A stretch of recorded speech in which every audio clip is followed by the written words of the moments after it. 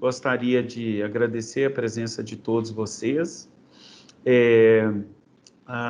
Nós começamos ontem uma série de webinars para estar discutindo, né, com empresas, com os laboratórios apoiados, com os médicos, aspectos aí relacionados ao manejo e o diagnóstico laboratorial do COVID, tá?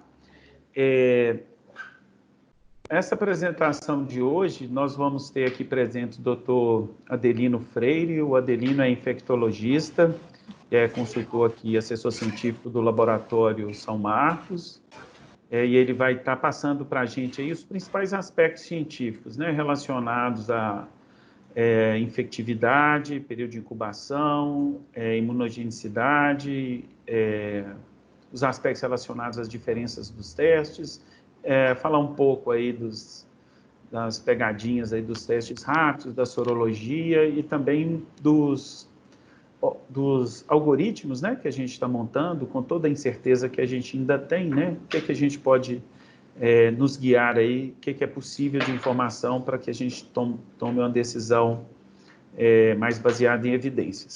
Depois a doutora Mariana Cerqueira, que é sócia e também conselheira do São Marcos, está participando de forma ativa aí, do desafio do Covid aqui na empresa, vai falar um pouquinho da experiência dela aí, clínica em relação à comunicação com os médicos desses resultados positivos.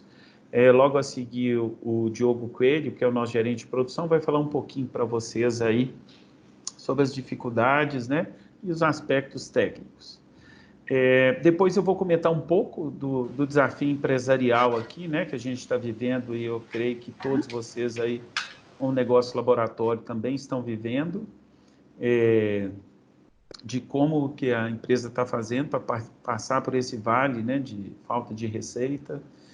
E depois a gente conversa, e vai ser um prazer aí a gente estar discutindo sobre o tema e pegando posicionamentos, né, para que a gente possa enriquecer a discussão, tá bom? Então, eu vou passar a palavra para o doutor Adelino Freire. Adelino, muito obrigado aí por compartilhar o tempo com a gente, para poder estar conversando aí sobre esses aspectos. Aí todo mundo anota as dúvidas e no final a gente discute. Vou passar aqui para o Adelino.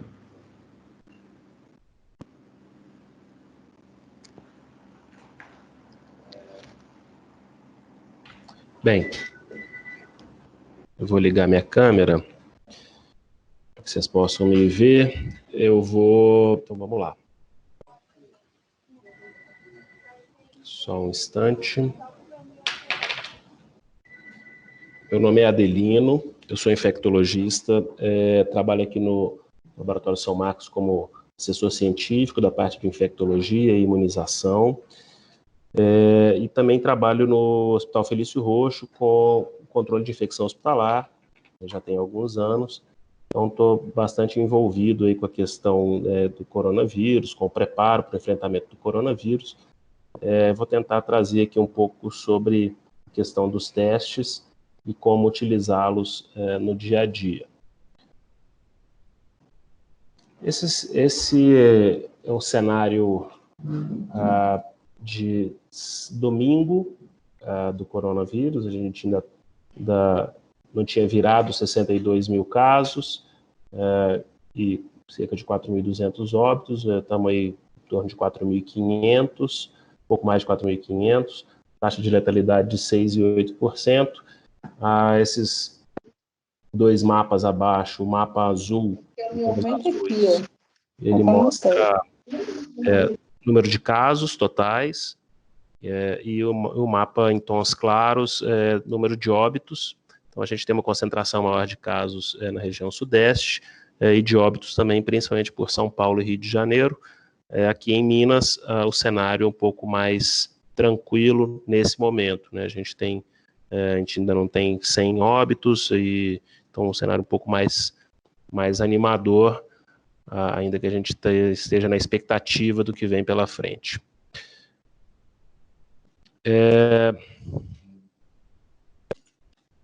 Sobre o corona, como é que essa doença funciona, esse novo coronavírus? A gente sabe que ele tem um período de incubação que é variável entre 2 e 14 dias, mas a maioria absoluta das pessoas tem doença na primeira semana após o contato, entre 4 e 5 dias.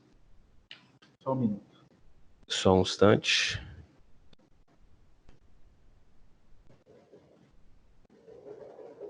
Agora vai. Aqui eu consigo. Obrigado, Dupin. A gente tem... Deixa eu só voltar. A gente tem a maioria das pessoas com a doença acontecendo entre 4 e 5 dias após esse contato inicial de onde é definida a contaminação, né? E a gente não tem certeza por quanto tempo essa pessoa continua produzindo, né, continua gerando infecção para outras pessoas, né, disseminando a doença. A gente sabe que os níveis de viremia, os níveis de vírus nas vias aéreas são mais altos nos primeiros dias e depois tendem a diminuir. E o que tudo indica, a gente consegue, principalmente com as análises, né, de biologia molecular dessas amostras respiratórias, é que a gente continua tendo vírus ainda depois desses 7 dias, às vezes de forma intermitente, mas isso pode persistir por vários dias e semanas, mas não há uma certeza se esses vírus, se essa presença de DNA, de RNA viral, quer dizer infectividade. Então isso não é certo ainda. Parece ter uma correlação entre gravidade, né, e níveis de vírus. Então, quanto níveis maiores de vírus são relacionados à maior gravidade da doença. Então, os casos leves tendem a ter duração dessa quantidade de vírus mais curta do que os casos graves, que tendem a ter mais tempo de presença de vírus nas vias aéreas.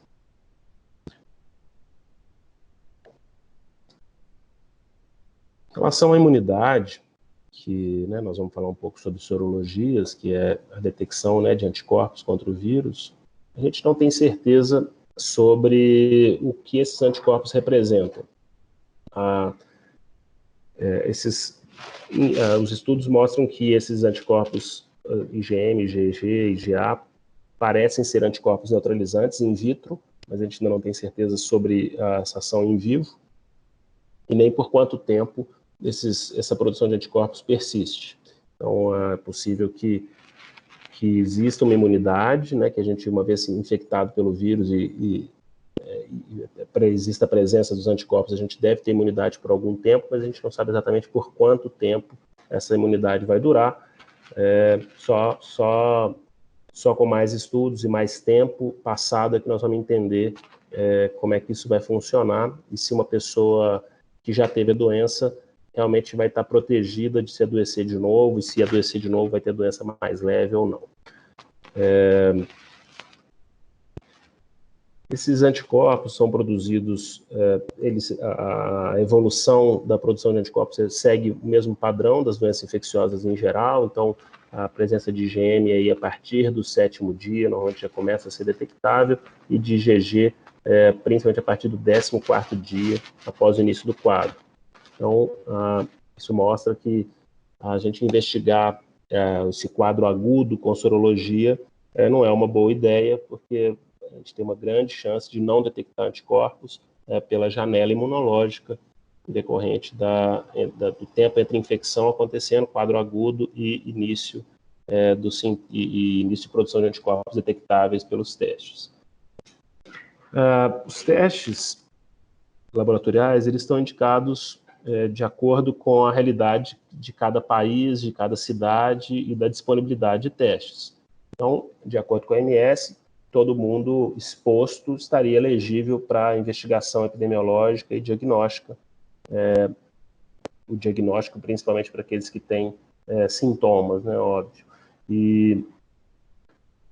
Mas se a gente seguir o protocolo do CDC e do Ministério da Saúde, principalmente num cenário em que esses documentos vieram sendo escritos, a gente pode colocar aí um mês atrás, principalmente, em que um pouco mais do que isso, que a quantidade de testes disponíveis ainda era bem menor do que temos hoje,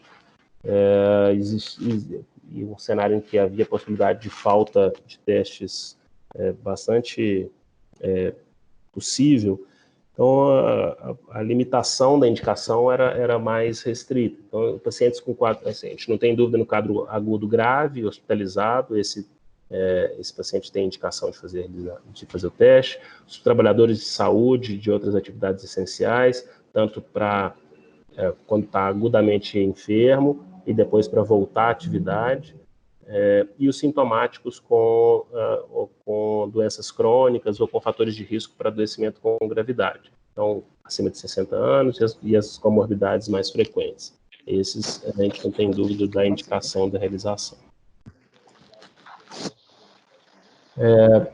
Lembrar que, além dos testes convencionais, a gente tem outros achados inespecíficos que compõem a síndrome. Então, é muito frequente a leucopenia e a linfopenia, a anemia pode estar presente, hipobuminemia também, plaquetopenia, principalmente nos casos mais graves, também é descrita, elevação das transaminases, elevação de LDH, a proteína C reativa pode estar alterada, a procalcitonina, principalmente nos casos graves, e a gente também vê as outras alterações relacionadas a outros danos que o vírus traz. Então, troponina, muito descrita, alteração, e as provas inflamatórias, como ferritina, também.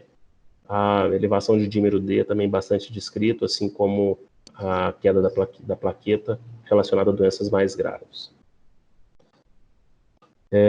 Na possibilidade de confirmação laboratorial, é possível, só com dados epidemiológicos, fechar o diagnóstico. Então, é previsto que a gente notifique um quadro positivo de corona com uma exposição epidemiológica definitiva, né? Assim, a pessoa teve um contato conhecido e tem um fator de risco e tenha o quadro compatível. Isso é possível também na ausência de exames. Então, sobre os testes laboratoriais frente à evolução da doença, a gente tem momentos mais adequados para cada um desses. Esse gráfico traz aí a curva conhecida, a curva da presença de produção de imunoglobulinas frente aos dias relacionados à infecção e qual que seria o exame mais adequado para cada uma dessas situações. Então, a gente começa a ter sintomas aí a partir desse dia 5 aí, mais ou menos. Então, lembrando que antes desse dia de início dos sintomas, já é possível detectar o vírus em algumas pessoas. E essa detecção vai acontecer com biologia molecular ou com testes antigênicos. Os testes de antigênicos ainda não estão disponíveis de uma forma mais facilitada, a gente ainda não tem acesso a eles, mas é possível fazer o diagnóstico dessa maneira.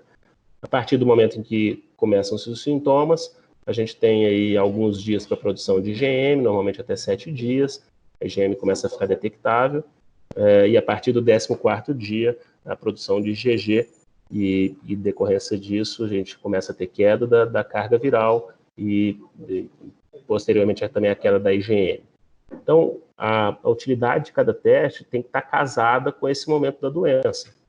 Não adianta a gente fazer o teste de IgG no primeiro dia de sintomas, porque a história natural da doença, da produção de defesa contra o vírus, não permite que esse teste seja positivo. E também o teste molecular, já na fase mais tardia, ele pode não ser positivo, isso não quer dizer que a pessoa não teve a doença, é só o momento que reduz a chance dele ser um teste positivo. Então a gente tem que ter essa curva em mente para ter o melhor de cada teste possível, né? Então, só para a gente lembrar aí os testes que vocês vão poder oferecer para os clientes, né? O PCR é o teste de biologia molecular, é o teste de eleição para fazer o diagnóstico na fase aguda. Ou seja, a pessoa está nos primeiros dias de sintomas, idealmente até o 7º dia de sintomas, ele está ali com um quadro gripal e o teste para fazer o diagnóstico é esse com a coleta de um swab de nasofaringe ou de orofaringe, de preferência o swab de nasofaringe, porque tem maior sensibilidade, e é um teste que a gente tem que lembrar que tem questões pré-analíticas importantes para também fazer render mais. A coleta do swab, o armazenamento do swab, o transporte fazem a diferença para que esse exame tenha um resultado mais adequado.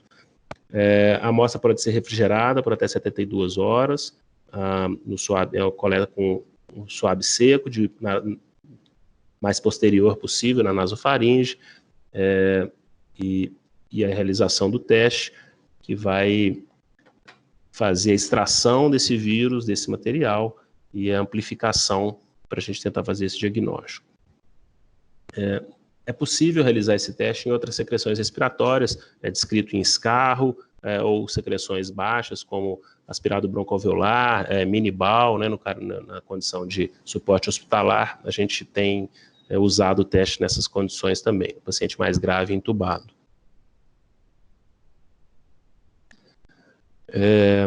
Então, os pontos críticos aí no PCR é uma coleta adequada. Depois, na hora que vai para a parte analítica, né, você tem as questões de extração e amplificação, que são dependentes de uma expertise da estrutura do laboratório para realizar. O que a gente tem feito é o protocolo da OMS, né, o Charité de Berlim, com a detecção dos genes E, N e RDP, RP, e é esse último que faz que o exame seja exclusivo, né, do SARS-CoV-2, né, do novo coronavírus. Então, isso é a questão técnica, mas é assim que esse que é o protocolo, dessa forma que ele é realizado. Aqui tem uma imagenzinha só mostrando como é que isso funciona. Então, lá o swab, depois o processamento, esse material genético ele é amplificado e depois é feita uma leitura no equipamento que vai mostrar aumento da curva quando tem amplificação do gene, e aí o exame está positivo, e se não tem esse aumento dessa curva em amarelinho, né, então o gráfico de baixo, o exame é negativo. Então é assim que é feita uma leitura de um exame de PCR. Então, o exame deve ser colhido até 7 dias, idealmente nos primeiros 7 dias, por aqueles motivos que a gente explicou lá naquele quadro de manifestação, do momento em que o vírus está mais frequente lá na secreção respiratória. Depois disso, a hora que você começa a ter produção de anticorpos, o que se espera é que tenha uma redução da quantidade de vírus pela resposta imune do organismo, e aí você tem uma redução da sensibilidade do teste. Então, por esse motivo que é melhor nessa fase inicial. A sensibilidade, então, depende da carga viral, do tempo de doença, da coleta, da conservação e do envio, né, da amostra. É possível ter falso negativo, então, tanto por momentos inadequados do momento da coleta, quanto da falha da coleta em si, do transporte, de presença de inibidores. Todos esses são motivos possíveis de fazer com que o paciente que tenha coronavírus, que esteja doente com coronavírus, faça o teste e esse teste seja negativo. Então, vale colocar isso porque na presença de uma suspeição clínica alta, né, então se o paciente tem ali uma doença que sugere coronavírus, teve um contato com alguém sabidamente doente com coronavírus já confirmado e vem um teste negativo, é importante saber que é possível ter o falso negativo e que às vezes é necessário repetir o teste ou buscar outras alternativas para confirmar esse diagnóstico. E lembrar também que a gente tem outras opções, tem outros vírus que continuam acontecendo, né? Assim, lembrar que influenza está chegando a temporada, os outros vírus respiratórios como adenovírus, rinovírus e outros continuam circulando.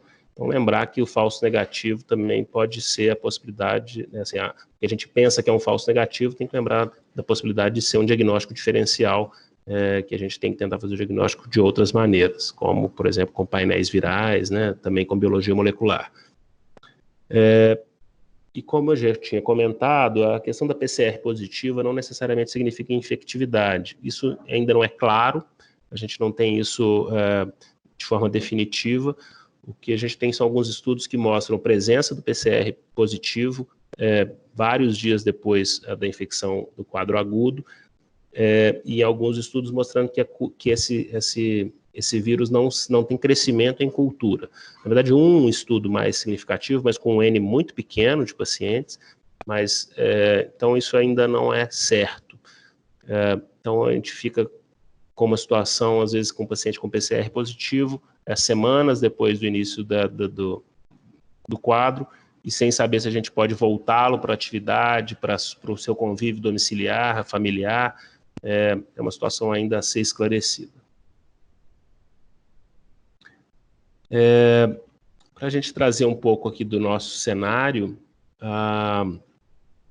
esses são os dados feitos aqui no São Marcos, o índice de positividade semana a semana, nas últimas 4 semanas, e por região. Então, Belo Horizonte, aí uma taxa de positividade em torno de 5,5%, e isso não mudou ao longo do mês. No interior de Minas, a taxa de positividade veio diminuindo de 6,6% para 3,2% ao longo das semanas, mas chama bastante atenção o Rio de Janeiro e São Paulo, né, como que a doença, o vírus está bem mais presente na população, e a gente tem o Rio com 40% de positividade das amostras testadas, em São Paulo em torno de 32%, 33%. É um cenário bem diferente da nossa realidade em Minas por enquanto.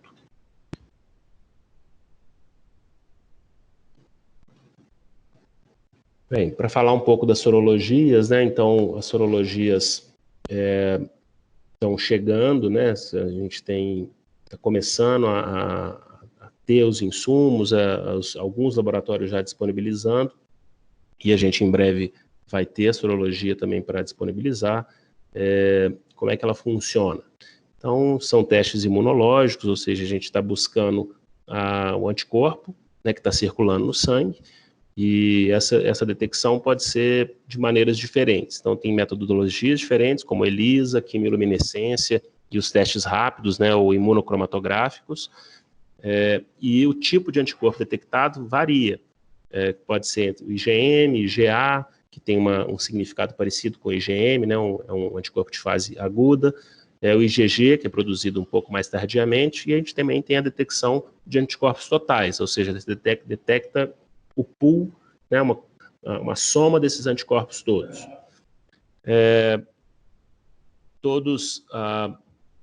Muitos desses testes foram aprovados de forma emergencial pela Anvisa, e os laboratórios precisam, né, fazer a validação clínica interna e tal, mas a gente sabe que pode ser feito de uma forma, como existe essa urgência, a gente teme, porque essa regulação, esse rigor para essa liberação desses anticorpos, desses testes e essas validações sejam feitas de forma muito rápida, né? Então a gente fica com medo do quanto que esses testes vão estar disseminados por aí sem qualidade necessária para a gente usá-los de forma confiável. Então, a gente tem algumas considerações aqui sobre sorologia, né? Então, assim, a sorologia, um teste negativo das sorologias também não tem a capacidade de excluir a infecção. A gente tem a possibilidade do falso negativo, e ele acontece principalmente na fase inicial da doença, né? Naquele gráfico que eu mostrei, que naquela fase inicial a gente não tem produção de anticorpos suficientemente para ser detectado no teste.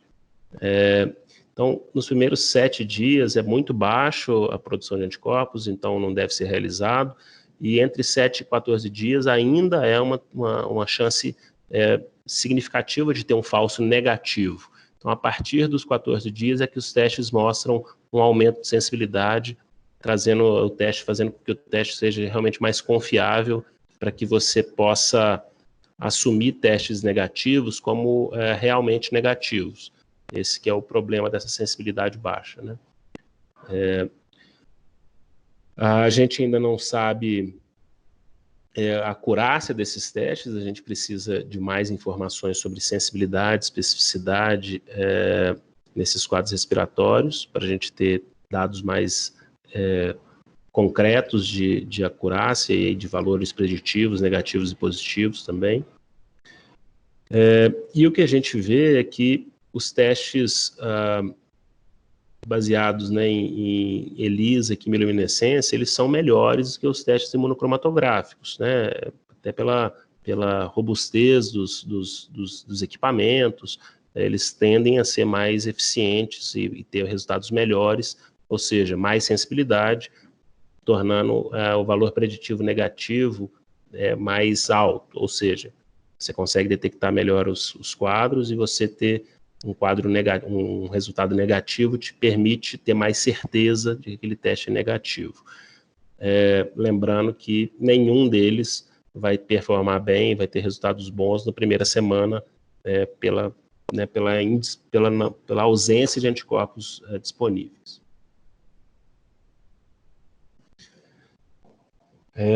Os testes rápidos, a gente tem, né, nós estamos aí na frente dos laboratórios, a gente tem que lembrar que os testes rápidos, por mais práticos que possam ser, que, né, pode ser realizado ali que a gente chama na beira do leito, ou point of care, ou seja, poderia ser feito em qualquer local, eles, de acordo inclusive com a RDC, com a legislação, ele precisa ter um amparo legal e um laboratório que é habilitado para fazer a leitura desse teste, a aplicação e leitura. Então, a gente tem visto uma chuva de testes vindo aí, né? Muita gente importando, eu me digo assim, surpreso pela quantidade de pessoas de diversas áreas me procurando para oferecer teste, perguntar se no hospital precisa, se no laboratório precisa, testes rápidos de diversas marcas, todos, a maioria vindo da China, e isso vai para as outras áreas, né? Então, assim, no condomínio, grupos diversos de WhatsApp dizendo que receberam propostas de comprar caixas de testes para fazer sem o amparo de um laboratório. E essas pessoas vão se deparar com problemas na interpretação disso aí, né? Se o teste é positivo ou negativo, como é que interpreta esse resultado, é que vai ser o problema delas. Então, lembrar disso, isso é importante, né? Que o teste precisa desse apoio, desse amparo para realização e leitura. O teste rápido, ou imunocromatográfico, ele tem uma performance melhor com soro do que sangue capilar, né? Isso também respalda, né, mais o trabalho do laboratório de análises clínicas, ou seja, se você usar soro, você tende a ter um resultado melhor com esse teste. Lembrar das sorologias, que elas acabam tendo mais impacto na segunda semana, principalmente a partir da segunda, terceira semana de doença, mas na ausência do PCR, ela vai ser utilizada até para confirmar a doença, naquele paciente que tem um quadro arrastado, muitas vezes internado, que você não teve acesso ao PCR na fase inicial, você pode fazer o diagnóstico com a sorologia, ainda que isso, o ideal seria usar o PCR, mas nem sempre ele está disponível. A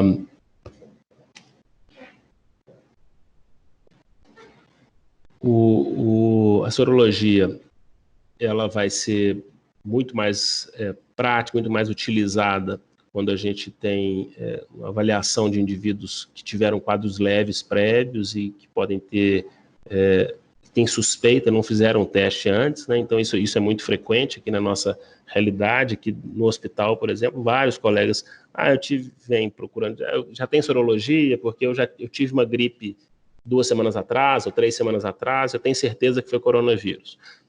Então todo mundo já quer ter esse passaporte imunológico aí, e achando que isso garante alguma coisa. A gente não sabe se isso garante imunidade ou proteção.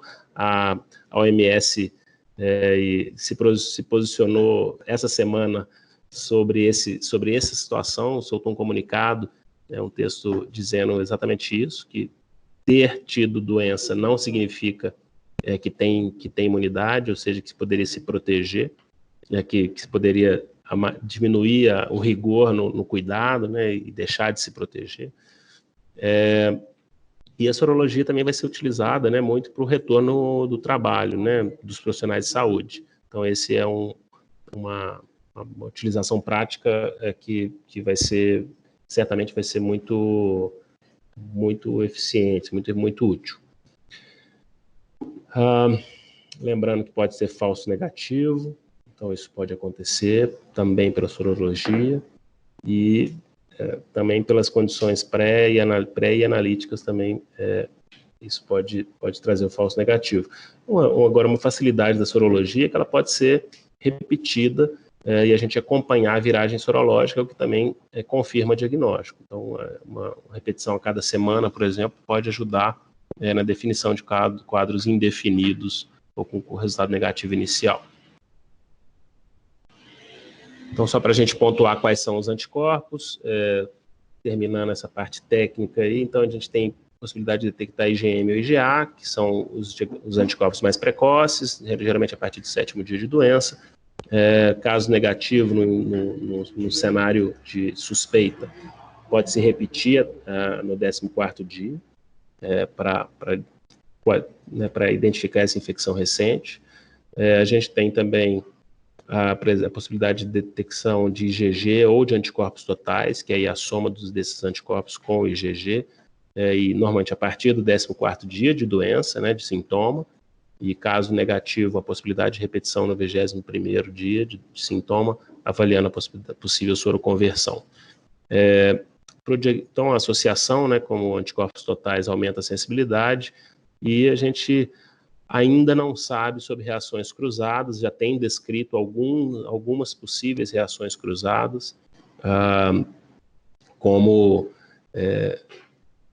dengue, tem reações, na verdade o inverso, né, o teste de dengue positivo em pessoas com coronavírus, isso já foi descrito em algumas situações, e a gente não sabe o quanto que isso pode acontecer com as outras infecções, como citomegalovírus, Epstein-Barr, anticorpos heterofílicos, ou mesmo os outros coronavírus, né, que são, que a gente tem infecções, quadros gripais que são muito frequentes por coronavírus, podendo dar sorologia positiva. Então, isso ainda não está claro. Esse gráfico, ele traz um N pequeno, mas ele mostra a nossa realidade aqui do laboratório e como foi, com quantos dias de realização dos testes os exames foram positivos. Então, nos anticorpos totais, a gente vê aí na linha de baixo são os pacientes, né, o número de pacientes, e na linha vertical o número de dias de início dos sintomas. E então, na primeiro gráfico são os testes positivos. Então, a média de dias era 21 dias para que o teste fosse positivo, desses 5 testes aí. E para os testes negativos, com 10 dias de média, que é o gráfico da direita, com 10 dias, os testes, a média dos testes eram negativos, com 10 dias de evolução dos sintomas dentre esses 7 pacientes analisados. Então, é um N pequeno, mas mostra aí que até 15, 16 dias a gente tem uma chance maior de ter testes negativos do que a partir de 15, 16 dias, onde você começa a ter os testes positivos com mais frequência. Então, só para a gente tentar ilustrar e trazer um pouco da nossa realidade, do que a gente tem achado com a realização desses testes. Isso aqui só lembrando, é validação de testes usando pacientes sabidamente positivos, né, com biologia molecular, ou seja, o PCR era positivo e a gente estava investigando os pacientes, a sorologia desses pacientes. É isso mesmo? Então, lembrar aqui que as sorologias e os testes rápidos, eles foram, né, desde o início aí dos quadros do Brasil, o Ministério da Saúde já vem preconizando o uso desses testes para avaliar retorno de trabalhador para a linha de frente, para o trabalho, né, e Tem algumas considerações sobre esse ponto, né? A gente tem que lembrar que o indivíduo com sorologia positiva, ele ainda pode ter PCR positivo, ou seja, eu desenvolvi já a imunidade, mas quando a gente continua investigando o PCR na orofaringe, na nasofaringe, ele ainda pode ter testes positivos, e a gente, o que isso tenha, assim, como que isso reflete ainda em infectividade, isso também não é certo, mas lembrar que isso é possível, ou seja, ter uma sorologia positiva não necessariamente quer dizer que o PCR já sumiu, já negativou. A gente não sabe, como eu já comentei, que esses anticorpos significam proteção. A gente vai entender um pouco mais disso com o tempo, inclusive se titulação desses anticorpos, ou seja, feito com os testes com ELISA e quimiluminescência, que trazem, né, titulação, vão poder dizer para a gente se títulos mais altos correspondem a mais proteção. Então, a gente ainda tem que esperar estudos, aí, por exemplo, esses da Europa e dos Estados Unidos, para a gente entender como que isso vai refletir na prática clínica e na realização desses testes.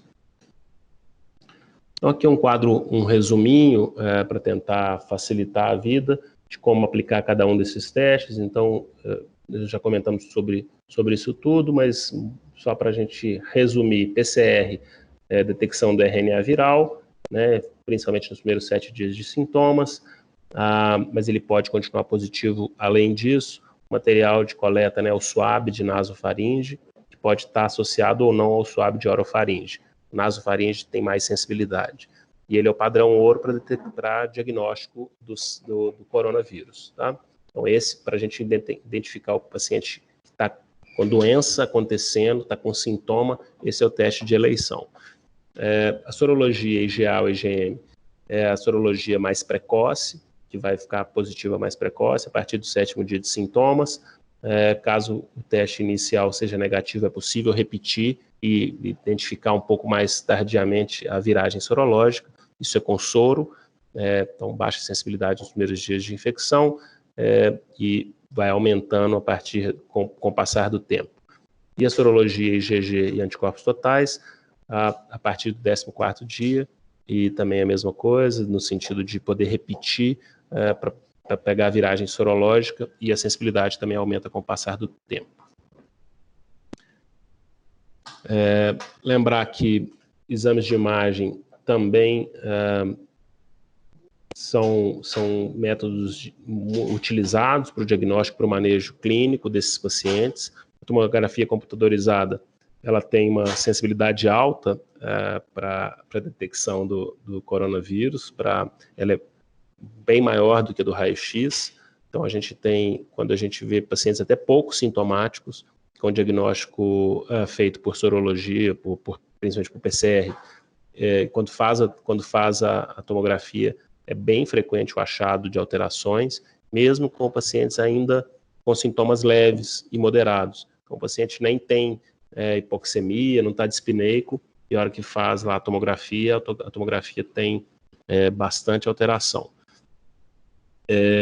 A sensibilidade é bastante alta, né? Então esse estudo lá de Wuhan, com mais de 1.000 pacientes, a sensibilidade da tomografia de 97%, mas a especificidade nem tão alta assim, lembrando que a gente tem vários outros agentes que podem causar as alterações que a gente vê na tomografia, que é o achado, né, de infiltrado em vidro fosco e tal, mais técnico aí, uma questão mais específica de quem trabalha com exames de imagem para fazer o diagnóstico. Mas é um auxílio bastante importante, muito utilizado no ambiente hospitalar e acho que no mesmo ambiente ambulatorial pode ser utilizado também como apoio para esse diagnóstico.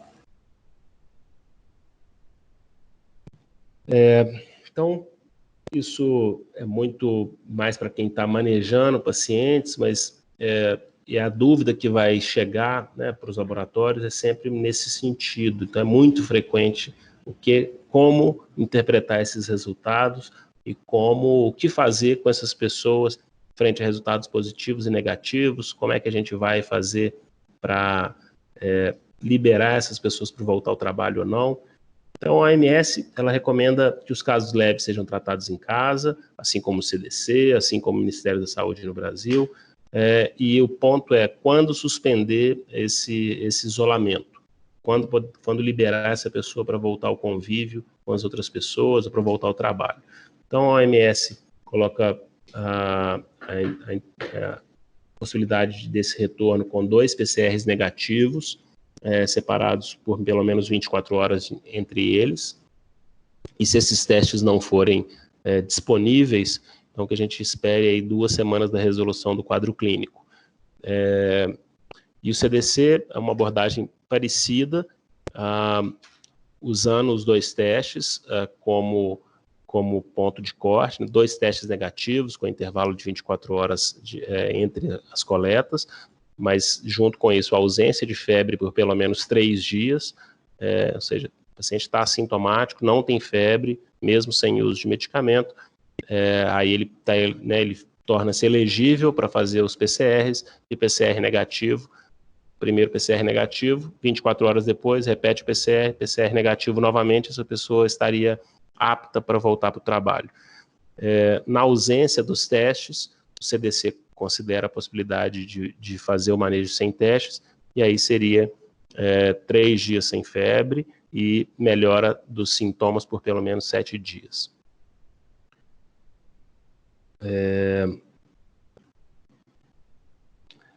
Vale lembrar, como eu comentei, que existe diagnóstico diferencial, então a gente tem que interpretar os testes nem sempre pensando que pode ser um falso negativo, né, no paciente sintomático, com um quadro gripal ou com uma síndrome respiratória grave, ele pode ter o mesmo sintoma, exatamente idêntico por outros vírus respiratórios, diversos outros, e o diagnóstico diferencial tem que ser lembrado. Então, existem outras possibilidades de diagnóstico. A gente tem pouco o hábito de fazer esses testes no Brasil, isso é muito mais frequente, né, assim, lembrar, usar esse tipo de ferramenta para fazer diagnóstico de quadro respiratório é muito mais frequente fora do Brasil do que a nossa realidade, mas eu acho que isso deve mudar. Eu acho que com esse cenário que nós estamos vivendo, a gente, na prática, a gente tem visto as pessoas conhecendo um pouco mais, perguntando mais sobre teste de diagnóstico de influenza, teste rápido para investigar vírus sincicial respiratório, e os painéis para vários vírus respiratórios que buscam aí, dentre mais de uma dezena de vírus, fazer a identificação de um deles. Então, são ferramentas muito importantes e úteis para fazer diagnóstico, principalmente nos casos graves. Então, lembrar que isso existe, é disponível e que a gente tem que, nem tudo que é tosse, febre, dor no corpo é coronavírus. A gente tem, daqui a pouco, agora a gente entrando no nosso inverno, a gente vai ter aumento de casos de influenza e desses outros vírus todos, como é o esperado pela sazonalidade. Os quadros de amigdalite, faringite também, né, que se enquadram como suspeita de coronavírus, se a gente for usar a definição de quadro suspeito, mas pode ser lá o estreptococo, pode ser a mononucleose, e quadros, por exemplo, com febre, dor no corpo e rash, que tem tudo de dengue, pode ser dengue, mas o coronavírus também se apresenta algumas vezes com rash cutâneo, então a dengue tornou-se também diagnóstico diferencial do coronavírus.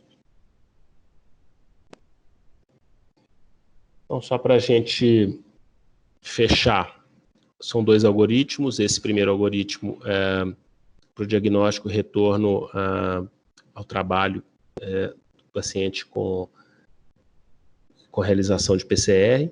Então, o paciente com quadro suspeito e que está ainda dentro dos primeiros 7 dias de sintomas, você vai fazer o PCR.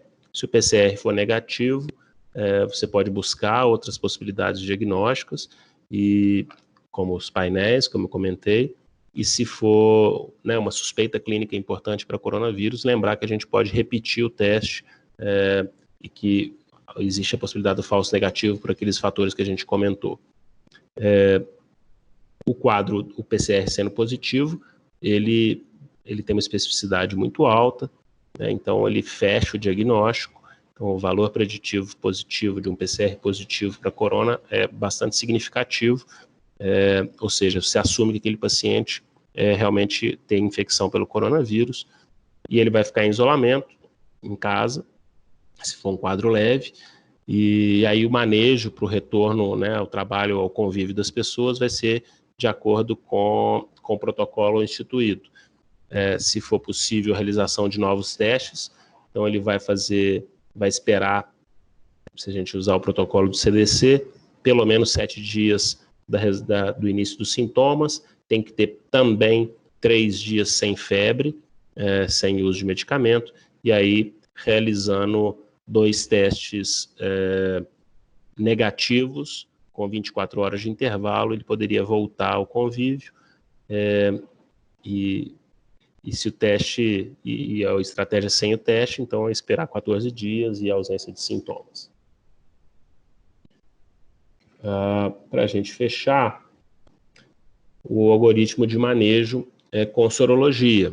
Então, assumindo a ausência do PCR, né, por diversas questões, pode ser por indisponibilidade de insumo, ou não tem na região, ou não conseguiu enviar, enfim, acabou o kit de coleta, ou já passou do 7º dia, que vai ser talvez a situação mais frequente. Então, assim, a pessoa tem um quadro respiratório agudo, se você já passou 7 dias de sintomas, então a estratégia de ir para a sorologia faz mais sentido. Se for entre 7 e 14 dias, e aí a IgM e IgA que tem mais capacidade de detecção.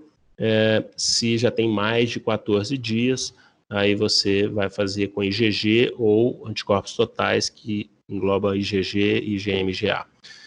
E aí o manejo de acordo com o resultado. Resultado negativo, lembrar que pode ser outros diagnósticos diferenciais, mas a possibilidade de fazer um pareamento, né, de sorologia, repetindo o exame daí 7 dias, aumenta a chance de detecção desse quadro inicialmente negativo, que mesmo assim seja corona, e o quadro positivo, ele vai para o isolamento, e aí o retorno vai ser de acordo com o protocolo, dependendo do manejo de cada um. Então, pelo menos 7 dias sem sintomas, 3 dias sem febre, 7 dias, desculpa, pelo menos 7 dias do início dos sintomas e 3 dias sem febre, aí é possível fazer os 2 PCRs, ou manter 14 dias em isolamento. Eu acho que esse é o meu último slide, deixa eu conferir, é isso. Eu vou passar então a fala para a doutora Mariana Cerqueira, ela vai falar um pouco da discussão, né, da experiência clínica com os testes que temos feito até agora, e no final a gente abre para as perguntas. Obrigado. Mariana, a palavra é sua. Obrigada, Adelino. Boa tarde, gente. Falando um pouquinho aqui da nossa realidade do São Marcos, desde o início aí da Covid-19 aqui na nossa cidade, na nossa região, considerando o que a gente está recebendo de amostras, inclusive do apoio, queria falar um pouco para vocês do que a gente tem feito no papel da assessoria médica e focando aí em 4 públicos específicos. Então, o primeiro público, os nossos clientes direto, né, vamos dizer assim, os pacientes que vêm fazer os exames com a gente, e também vocês, laboratórios apoiados. Um segundo público, os médicos prescritores, o que a gente tem feito para os médicos prescritores e solicitantes de exames.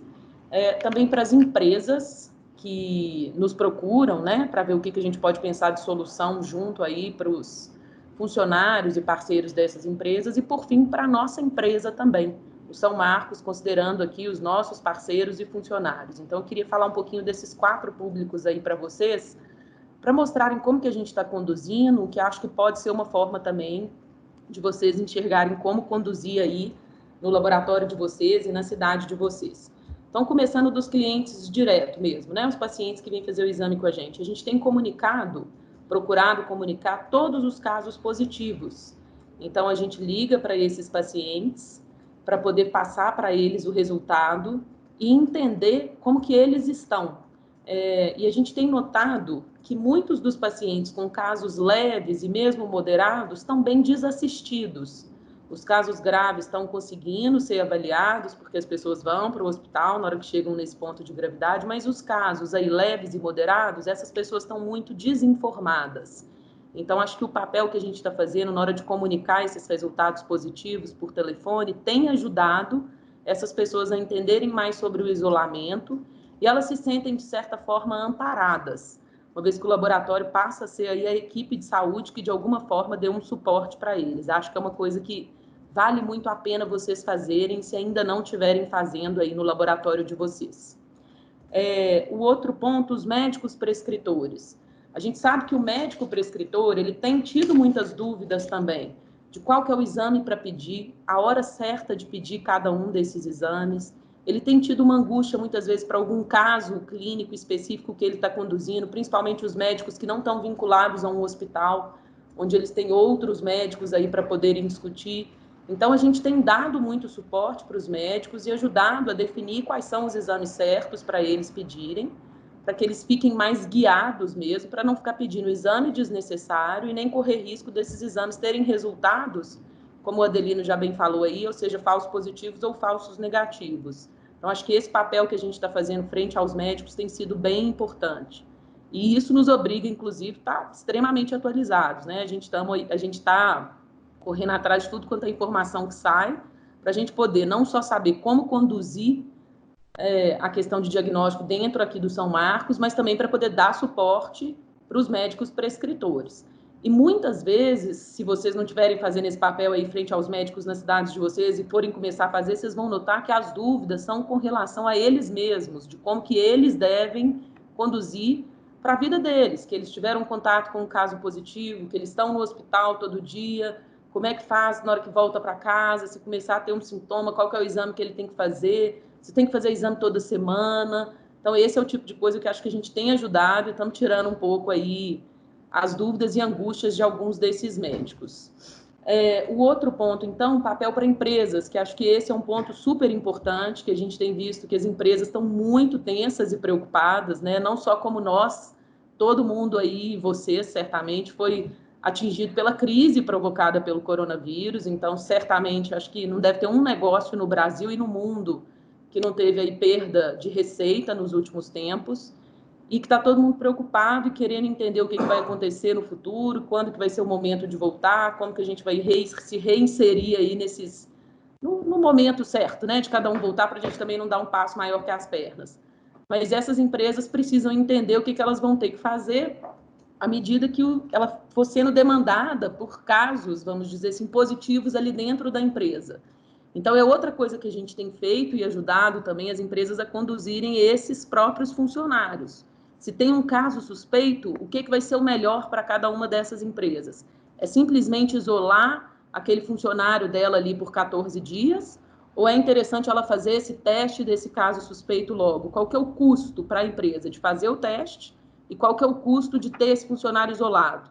E também qual que vai ser o custo de não fazer nada e deixar aquele funcionário potencialmente positivo, infectando outras pessoas e acabando depois gerando um absenteísmo muito maior e gente doente dentro da própria empresa.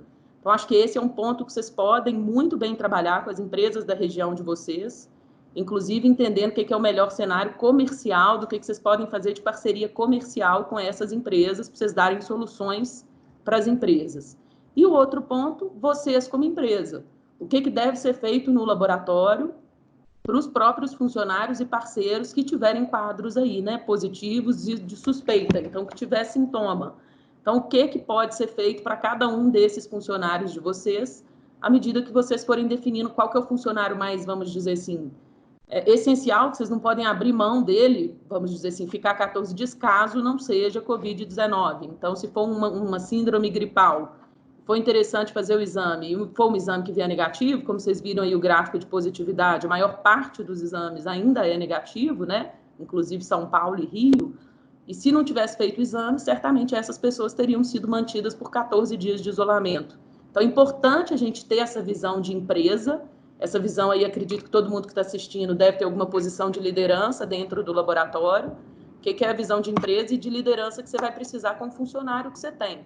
Então, acho que isso é uma coisa que a gente está fazendo, que tem feito a diferença. Nós, da área técnica, ajudando aqui dentro do São Marcos, o pessoal de DP e o pessoal de RH definir como conduzir, junto com a medicina do trabalho, os casos aqui, assim como as outras empresas, como eu já disse, que são nossas clientes de alguma forma, os clientes direto, então, né, tanto de laboratórios apoiados quanto os clientes que vêm fazer os exames com a gente, e também os médicos prescritores. Acho que são dicas aí valiosas que fazem com que a gente consiga levar mais valor agregado para os nossos resultados e para os nossos exames aí da Covid-19. A gente não está simplesmente testando e informando se é um exame reagente, né? Na verdade, detectado ou não detectado. A gente tem que levar mais valor para o cliente que nos escolhe. E aí, dentro desse contexto, para vocês, nossos laboratórios apoiados, vocês vão ver no final aí da apresentação, tem uma listinha de e-mails que a gente está super aberto para discutir esses casos, se for necessário para vocês, de qualquer um desses grupos que vocês entenderem que vai fazer sentido e que vai agregar valor aí para os clientes de vocês. Que se é valor para vocês, né, levando valor para os clientes de vocês, também é para a gente. Eu agradeço aí todo mundo que participou. Vou passar a palavra agora para o Diogo Coelho, que é o nosso gerente de produção, que é quem está aí junto com a equipe dele, analisando todos os exames que vocês estão mandando para a gente. Obrigada, gente. Boa tarde.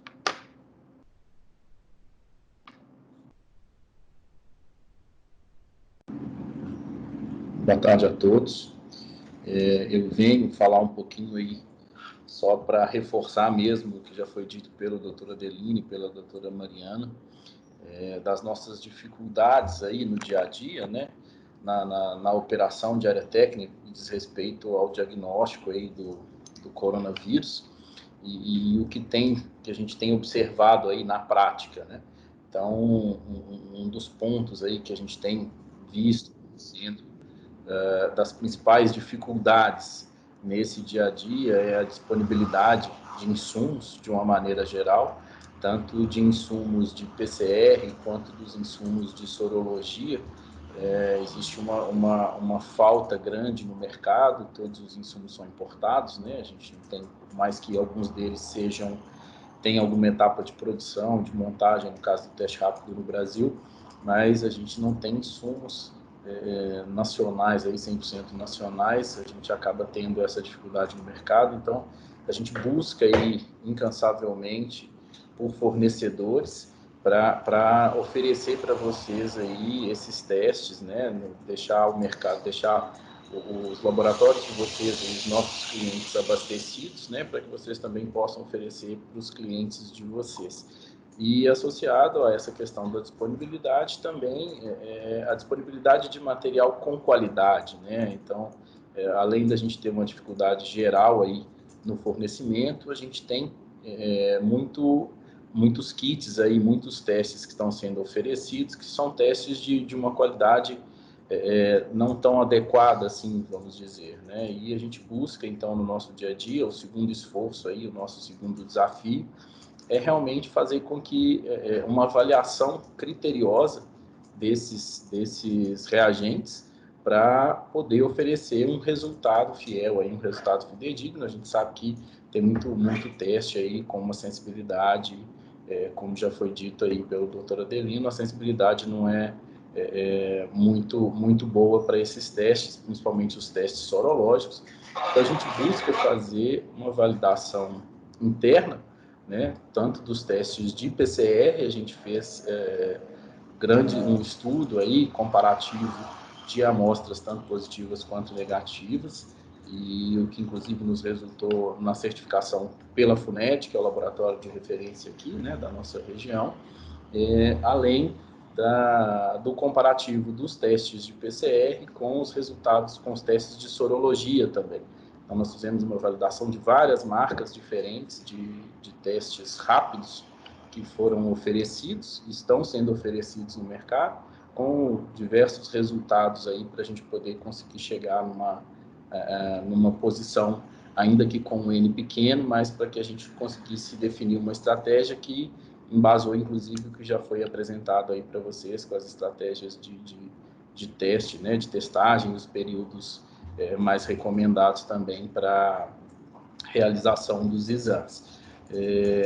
Do ponto de vista de sorologia de automação, a gente tem testes aí previstos também para ELISA e quimioluminescência, também fazendo essa avaliação aí da qualidade para, muito em breve, disponibilizar para vocês aí os testes dentro do mais alto padrão de qualidade aí que está de acordo com as nossas premissas para a gente trabalhar muito bem aí em parceria com vocês.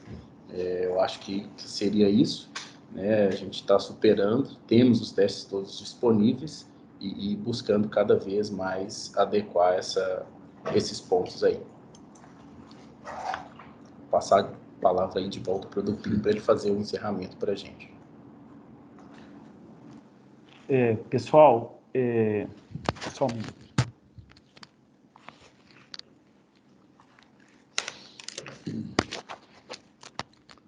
A gente fez a reunião presencial aqui, está todo mundo usando máscara na hora de falar, na hora que o outro está falando. Bom, só para finalizar, eu queria agradecer, a gente passou o tempo um pouco aí, mas espero que tenha ajudado, né? A gente está hoje oferecendo, né, o PCR. A gente pede um prazo de 5 dias, mas normalmente a gente está liberando em menos disso, hoje em 3 dias. Está sendo um esforço muito grande, mas a gente está conseguindo manter a capacidade produtiva e não tivemos atrasos aí desde que a gente começou a produzir no meio de março, tá? Esforço grande, e a gente acha que de forma gradativa a gente tem conseguido mais insumos. Então o PCR está garantido, está aí, está disponível. A sorologia, a gente está com a previsão aí de a partir da primeira semana de maio da gente ter disponível, né? E lembrar que tem os outros testes respiratórios, né, que o Adelino citou, que também a gente tem disponível. Antes de abrir, eu queria só passar para vocês, lá para quem é apoiado nosso, no EAD nosso, na página de ensino à distância, pode entrar com senha lá, e quem não tem pode solicitar. A gente colocou uns procedimentos operacionais de apoio que a gente criou, né, para como as unidades devem coletar com os procedimentos de biossegurança, o coronavírus, que é uma dúvida também, né? Uso máscara, uso protetor facial, uso óculos, uso gorro, né? E quais são os cuidados, se o capote pode ser lavável ou não. Então, isso tudo está escrito lá e tem as orientações, obviamente, do Ministério da Saúde, da Anvisa local de cada cidade, mas é uma sugestão aí que a gente está compartilhando, tá? Também lá, né, o que a gente vê, né, isso muito, principalmente da experiência médica hospitalar, a pessoa faz todo o procedimento correto, mas quando ela vai desvestir, ela se contamina, né? Então, isso é um ponto muito importante, né, que tem que ser seguido com rigor, né, a paramentação e a desparamentação. Ela está disponível lá também. Bom, e para finalizar, antes da gente colocar para as dúvidas, né, bom, eu não sei, aí provavelmente eu estou há 20 anos no mercado de laboratório, é o maior desafio que eu já tive, né? É como se parece um pesadelo que você acorda, todo dia é feriado, ou seja, todo dia você tem menos de 70% da sua receita. Como então, né, que a gente vai sobreviver com isso, né? Certamente não é recompondo receita com Covid, ele é insuficiente, mas talvez apoiar aí nas estratégias de volta com Covid e com sorologia, para que a economia volte a girar e a gente possa estar funcionando, né? Nesse inteirinho, eu queria só citar algumas coisas que a gente tem feito aqui e que compartilhar aí com os colegas de laboratório que podem ser importantes. O primeiro ponto, ele nem está colocado aqui, que é a adesão à medida provisória 927 do governo federal em relação ao emprego, né? Nossa empresa, nós aderimos, nós tivemos uma queda de 70% nas lojas aqui em Belo Horizonte. Belo Horizonte foi uma das primeiras cidades a fazer o isolamento, inclusive antes de ter caso comunitário, por isso que a gente acha que está em 6%, que não está em 30%, como São Paulo, ou 50% na nossa casuística, né? Por quê? Isso impactou de forma brutal o movimento de análises clínicas e muito mais ainda quem tem imagem aí associada, os exames de imagem, em torno de 80% a 90% de queda, pior do que análises clínicas, né? Então, a gente fez uma adesão, a gente sugere que todo mundo olhe essa possibilidade, né? Você tem a possibilidade de suspensão do acordo coletivo de trabalho e de redução, A gente fez isso, aplicou sobre as equipes de atendimento, fechamos unidades, nós fechamos em torno de 40% das nossas unidades, e as unidades ficaram abertas, nós colocamos essa turma, nós dividimos em time A e time B, isso, time A e time B, e esses times, eles trabalham 15 dias e o outro time trabalha 15 dias. Isso vai permitir uma viabilidade econômica para a empresa importante, para que, obviamente, o volume voltando, a gente reabra essas lojas. E agora, 1º de maio, com afrouxamento de medidas aí já em regiões de Belo Horizonte, a gente já reinicia, a partir do dia 1º, a abertura de 2 lojas, além das lojas que estão abertas, né? Então, esse é um ponto que eu acho que é importante. A estruturação do processo de coleta domiciliar, eu acho que é super interessante também, não só para coletar o Covid, muitos clientes aumentou nossa demanda de coleta domiciliar dos exames recorrentes e comuns. Então, acho chamar a atenção para isso. Chamar a atenção também que a gente pegou unidades, como a gente estava com baixa demanda, nós fizemos aqui em São Paulo, aqui em Belo Horizonte, na região metropolitana, 5 unidades, e em São Paulo 1, e deixamos essas unidades dedicadas para coletar Covid, com agendamento prévio, né? E também estratégia de drive-thru que a gente colocou, tá? Para as duas, tanto a de unidade que é dedicada como de drive-thru, do paciente colher dentro do carro, só chamar a atenção a importância de validação com a Visa local. Muitas pessoas fizeram isso sem validação e estão tendo problemas, né? Porque se tiver alguma contaminação de paciente ou de colaborador, se você não tiver esse aval, é super importante. E para ter esse aval, a gente recomenda que seja revisto o manual de biossegurança, né? E que seja incluído lá esses cuidados com o Covid também para proteger a empresa, né? Negociação com empresas, Mariana colocou aí já para vocês, antecipando, é um ponto super importante de recuperação de receita, né? Nós estamos numa situação crítica, onde aquela receita recorrente de convênio, ela não vai existir nos próximos 2 meses, né? A gente já está acabando o 1º mês de terror, mas isso vai impactar ainda no caixa dos próximos meses. Então, a negociação com essas empresas, tem várias empresas que estão abertas, precisam ficar abertas, que estão capitalizadas, que podem fazer acordos, né, conosco para que a gente possa contribuir aí nessa estratégia de retorno dos trabalhos. E as negociações com operadoras também, né? A ANS colocou como obrigatório para operadoras, aqui de em torno de 54 operadoras maiores aqui em Belo Horizonte, a gente já conseguiu fazer acordo com 33, né? Só para uma referência de preço, normalmente a gente está fechando um preço médio de R$260 aqui na região metropolitana de Belo Horizonte para operadoras, né? PCR. Acho que não tem manual, né, para nós gestores aí de empresa de saúde passar por essa crise, e a gente está disponível aqui para estar conversando com vocês e trocando experiências aí. E certamente vocês também tomaram outras medidas aí que podem ter surtido efeito.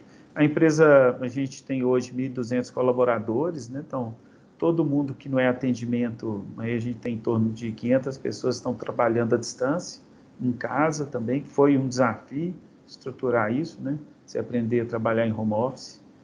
E eu também tenho um pouquinho de experiência sobre isso, a gente está disponível para conversar. Aqui tem os contatos das pessoas, né? Tem esse Covid-19.médico, que se tiver algum assunto técnico, vai cair aqui para a nossa equipe técnica, para conversar com operadoras e empresas. A Bárbara, que é nosso comercial aqui, e a Andréia, que é o nosso comercial de São Paulo, podem ajudar também, né? Trocar experiência sobre isso.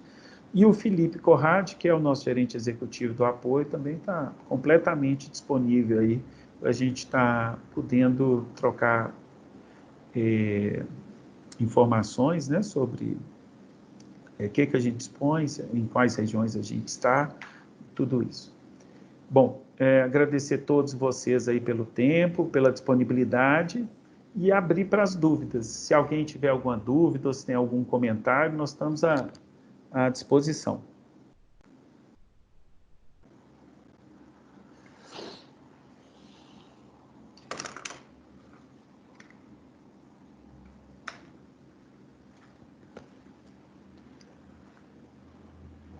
pode falar ou pode mandar por chat. Também, se quiser mandar depois, estamos...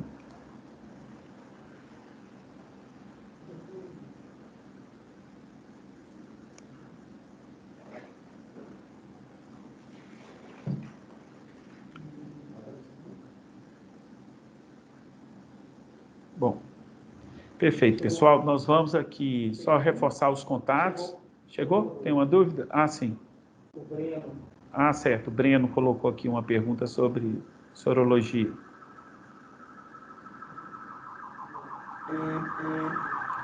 Sim, Breno. O Adelino até colocou, teve uma hora que ele mostrou... ele fez um comentário, né, sobre exatamente isso. Existe a possibilidade clara e evidente de você ter um PCR positivo, mesmo em IgG, e esse paciente, desculpa, uma sorologia positiva, mesmo em IgG, e esse paciente ainda ter PCR positivo, tá? Esse artigo aqui, que é um artigo que saiu no Jornal da Associação Americana de Medicina, ele até fala, né, assim, as promessas e o perigo, né, de usar a sorologia. Então, eu posso ter uma pessoa que já está desenvolvendo imunidade e ainda está com PCR positivo. O que eu não sei é se esse PCR positivo significa infectividade, foi também o outro ponto que o Adelino falou.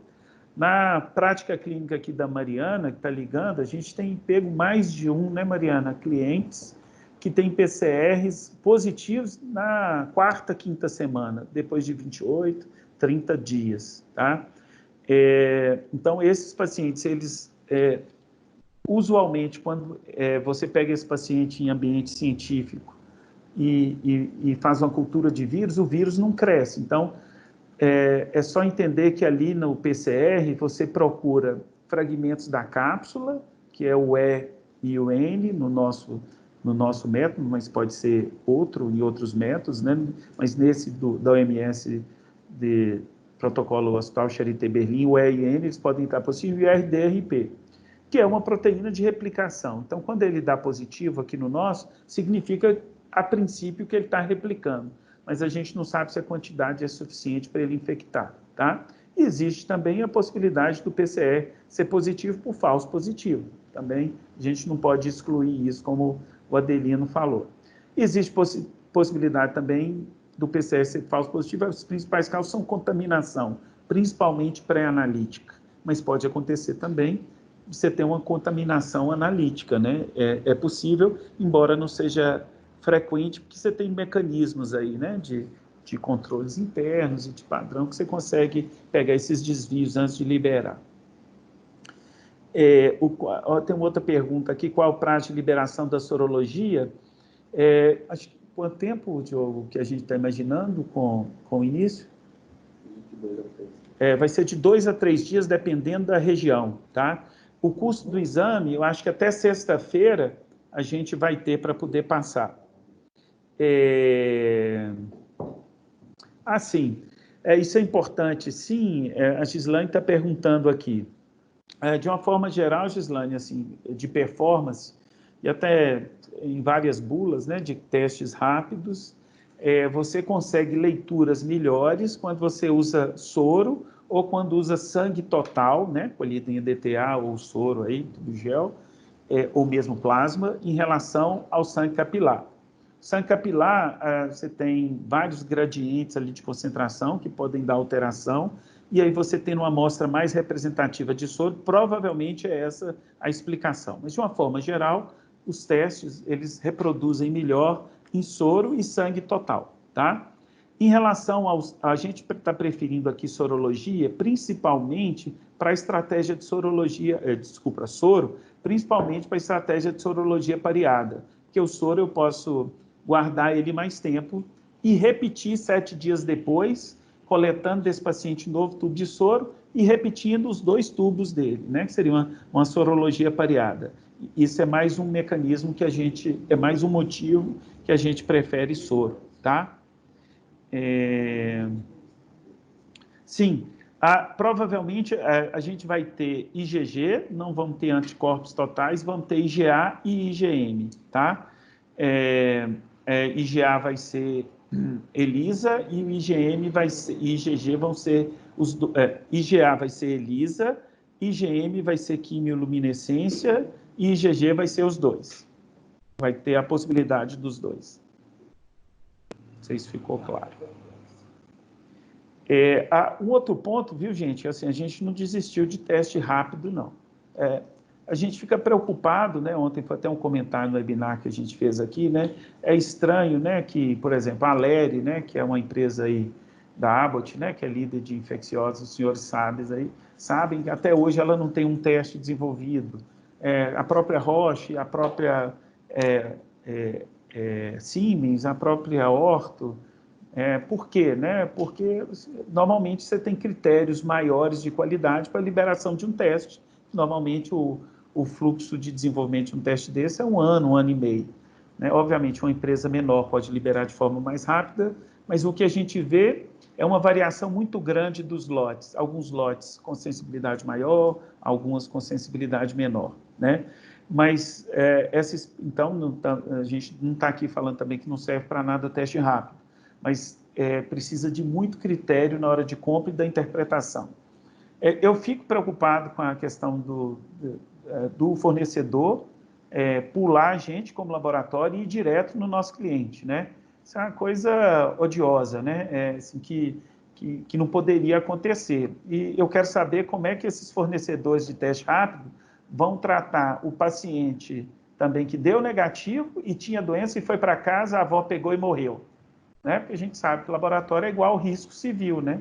Todo mundo aí sabe disso. Os fornecedores estão encarando só o lado positivo, né? De soltar isso e deixar a padaria, o condomínio, qualquer um aplicar esse teste. Então, acho que a gente tem um papel aí que a própria SBPC e a SBAC têm alertado através de notas que quem deve fazer isso são os laboratórios. A Anvisa liberou hoje farmácia, né? Pelo menos está pedindo a presença do farmacêutico, né? Então, entre o farmacêutico e o porteiro do meu condomínio, eu estou até achando melhor o farmacêutico do... Então, Então, assim, é importante colocar, só pode fazer a hora que o farmacêutico estiver na farmácia. Né? A gente sabe que nem todo farmacêutico tem formação de bioquímica, vai ser um risco, né? Mas é melhor, né? Sobre os achados inespecíficos, deixa eu ver se esse é o próximo. Você explicar... não, acho que tem um outro aqui, né? Tem um outro aqui do Ivan Carlos. Boa tarde. Utilizando o que vocês explicaram sobre o fato de ter anticorpo poder apresentar PCR, existe alguma forma que obriga o paciente? Não, a gente não tem, como a gente tem para HIV, ou a gente não tem uma recomendação formal da necessidade de fazer. Está a critério clínico do médico, né? Eu acho que tem muito aquilo que a Mariana falou. Se for uma pessoa... hoje, por exemplo, nós tivemos um caso. Nós temos uma planta em São Paulo de anatomia e genética, que a gente teve um caso índice. E essas pessoas que estão lá, e a gente tem 3 pessoas resfriadas e 9 contactantes. É caro fazer, né, para todo mundo, mas nós fizemos, porque eu não posso perder essas pessoas. E as que estão resfriadas, que não são Covid, elas podem voltar mais rápido para o trabalho. E o restante tem que seguir aquele protocolo lá que o Adelino colocou, né, com a avaliação do médico do trabalho. Mas não existe ainda nenhuma definição de algoritmo diagnóstico como a gente tem, por exemplo, para HIV ou para doença de Chagas, né, ou para hepatite C. Sobre os achados laboratoriais inespecíficos, estão sendo usados complementariamente, pode esclarecer mais sobre a aplicação? Isso aqui foi... logo saiu um grande artigo, né, Mariana, na Lancet, na revista, que ela compilou esses achados na China, né? Então, vários deles são de infecção viral, né, linfopenia, de reação inflamatória aguda, né, intensa, então, que aí se dá um quadro semelhante a um quadro que a gente chama de síndrome inflamatória aguda, né, que é como se fosse uma sepse, só que sem bacteremia, sem ter bacteriana, e também chama atenção que em alguns estudos tem mostrado que os pacientes parte da insuficiência respiratória parece estar associada a pequenos tromboembolismos pulmonares que esses pacientes têm também, o que leva a um aumento do dímero D, né? Então, eu acho o seguinte, chegou um paciente, mesmo que você não tenha, se você tem disponível esses exames e o paciente é de grupo de risco, né? Se é um paciente cardiopata, se é um paciente renal crônico, se é um paciente diabético, idoso, e que tem linfopenia, dímero D elevado, PCR elevado, enzimas hepáticas de forma inespecífica, de forma elevada, esse paciente ele deveria ser internado. Isso, tempo de coagulação alargado, Mariana lembrou. Então, aqueles achados, esse paciente ele é um critério de internação, como a gente tem critérios de internação para pneumonia comunitária, né? Que a gente não deixa o paciente voltar para casa. Então, esse paciente deveria ficar no hospital mesmo se a saturação dele for maior que 94, que é um dos critérios aí de oximetria para mandar ou não, sabe? Qual que é a grande dificuldade que a gente vê? É o pessoal pedindo pouco, né? E aí eu acho que tem um trabalho de educação da classe médica mesmo, da gente estar discutindo isso e mostrando para eles, né? Existe a possibilidade de co-infecção, já descrito na literatura, de influenza com coronavírus e outros bichos, né? Então é importante fazer os outros exames também. Os outros bichos não estão de quarentena, eles estão trabalhando, né? Então eles podem atacar. Pois é, a questão da liberação na farmácia, eu acho que aí é uma questão de âmbito individual de cada um, né? Eu vou falar a minha posição aqui individual, que não é a da empresa formalizada. Eu acho arriscado. Eu acho assim, as pessoas entram para as escolas de farmácia, de medicina, escolhem fazer ênfase em bioquímica, depois escolhem fazer formação em análises clínicas, né? Trabalham, vão lá, montam uma equipe, tal, durante anos, para manter um nível de serviço adequado, cumprindo as leis. E, de repente, a gente entra num estado de desordem, né? Então, assim, se a gente tivesse os laboratórios lotados, sem capacidade de atendimento, eu estaria de acordo. Mas, na situação atual, eu acho que é um lobby com oportunismo. Mas é uma posição, não é da empresa São Marcos. Isso é uma posição individual minha aqui. Mas, Mariana, acho que concorda, Mariana? Mariana concorda, eu tenho que pegar a opinião dos outros sócios aqui. Eles concordam também, tá certo. Estava querendo deixar a porta aberta, né?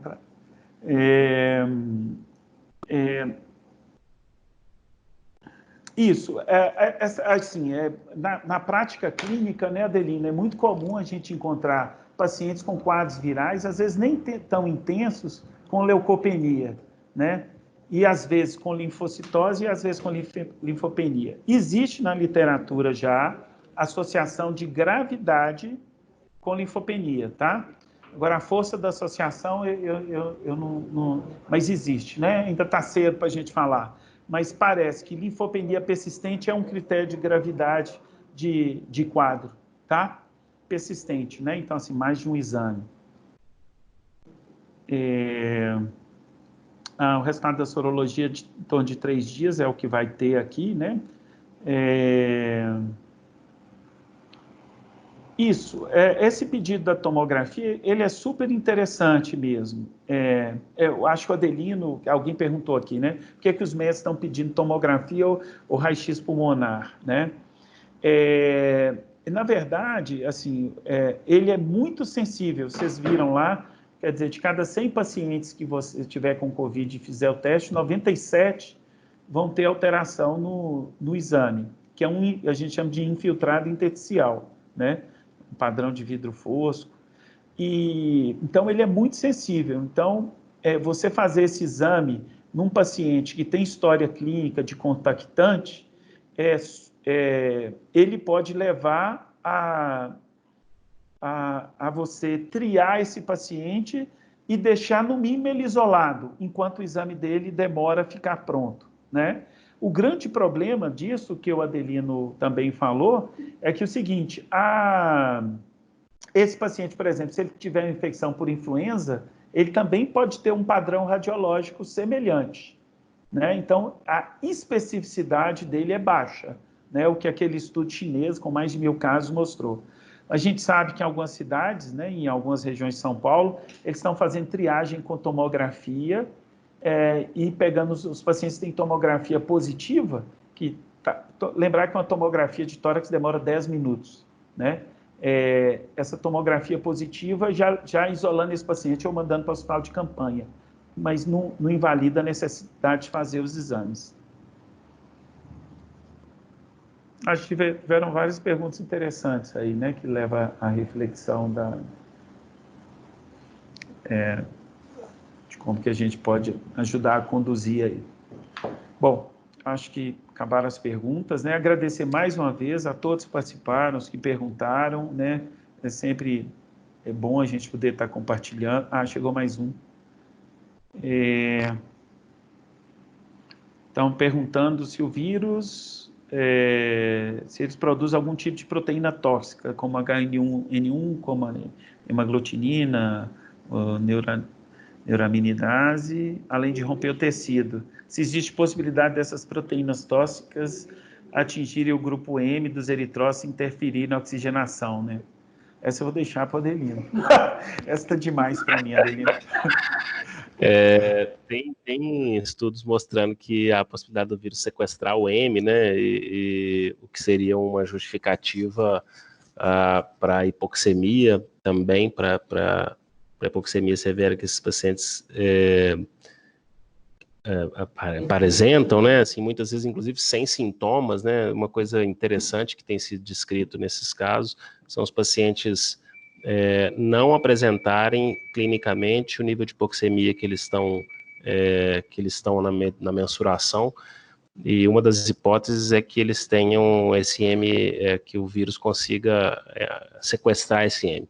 Mas, do ponto de vista de proteína tóxica, eu não sei te dizer exatamente, eu até já li sobre a fisiopatologia de como o vírus ataca, mas ele não é questão de toxina, é só da forma como ele invade a célula e faz a reação inflamatória, e com isso induz a liberação de citocinas, reação inflamatória, e por isso acontecem toda a cascata de alterações. Não é exatamente minha área de expertise, essa questão de bancada, mas até onde eu sei é mais ou menos desse jeito. Muito bem, gente. Muito bom, obrigado a todos. Eu vou agradecer também. Aí. Obrigado a todos. Também ficou à disposição. Os e-mails que estão colocados, dúvidas, podem enviar que a gente tenta responder o quanto antes. Um abraço. Tchau, tchau.